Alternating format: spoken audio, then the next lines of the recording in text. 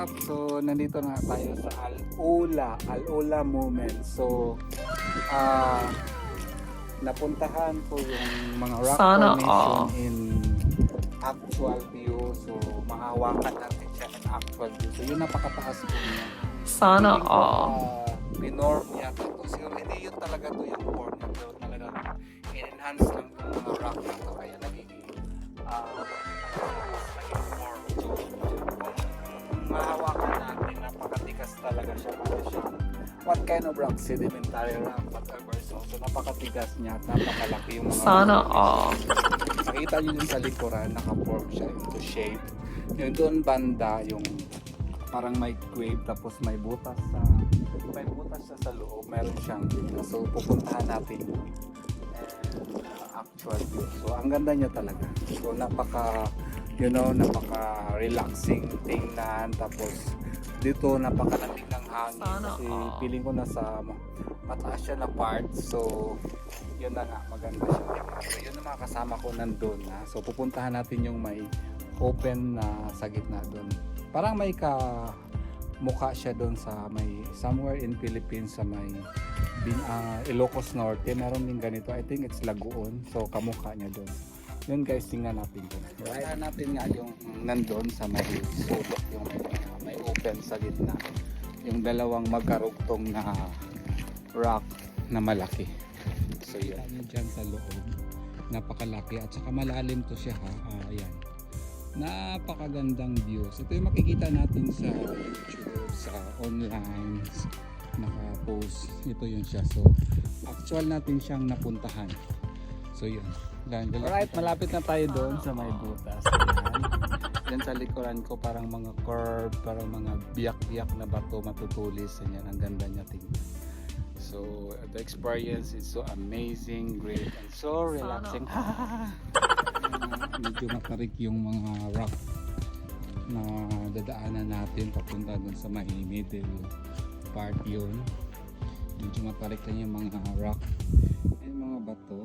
So matutulis talaga siya. And so, yan. Ang ganda. So malapit na tayo. Ayan. Malapit na tayo. Yan. Yan.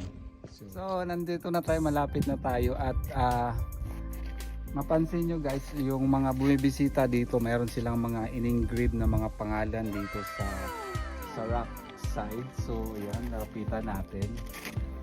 So siguro yung mga bumisita dito, meron silang mga inukit na mga pangalan. Ayan, meron tayong nakikita dito, mayroong card. So yung ano siguro to, mag-partner pumunta dito sa in-engrave na yung pangalan nila dito. Yun, ganito ang scenario dito sa Al-Ula Rock Formation. Pwede ka mag-engrave dito ng dates kung kailangan pumunta. So, entrance, pwede mo ilagay yung pangalan mo dito. Ayan. See. Alright. And doon banda sa matarik na banda, di natin kaya akyatin, baka delikado, baka may ahas. So yun ang ganda dito. So pwede naman. Ayan. So punta tayo doon sa may open side. Yan. Yan.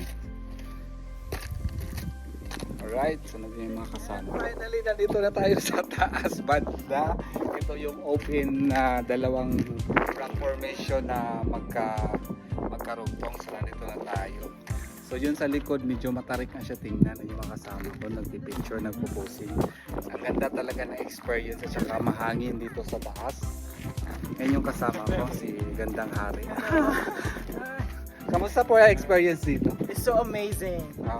Ano yung masasabi niyo dito sa mga rock formation? Maraming rock. Maraming rock. Very vegetable rock. Ayan. Ayan na. Okay, sa may ilalim, medyo nagpipicture pa pala yung kasama ko. Yan, nagpo-post kasi ang ganda kasi ng view dun sa likod. Yan, medyo malalim. Pwede ba kayo umakyat ng baba? Maganda pag nakabahin kasi kita mo yun. So yun.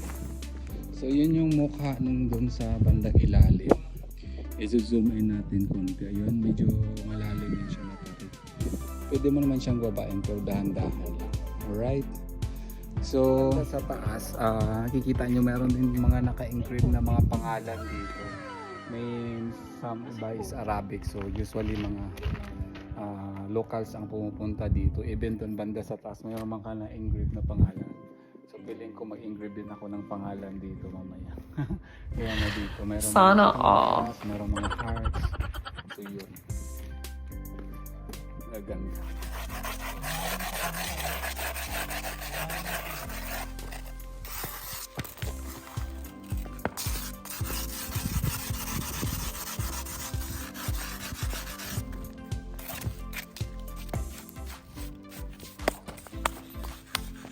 Coco.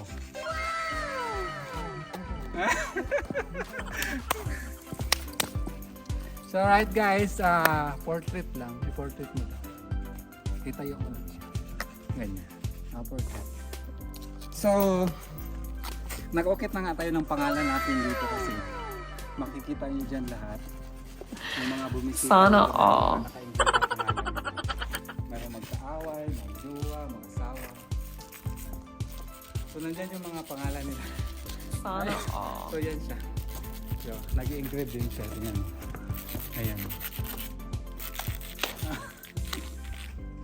So, ngayon sa atin. So, dito sa atin sa apakan. So, Coco. Babasa naman. Thank you for watching. So, yeah. Bye-bye. Bye.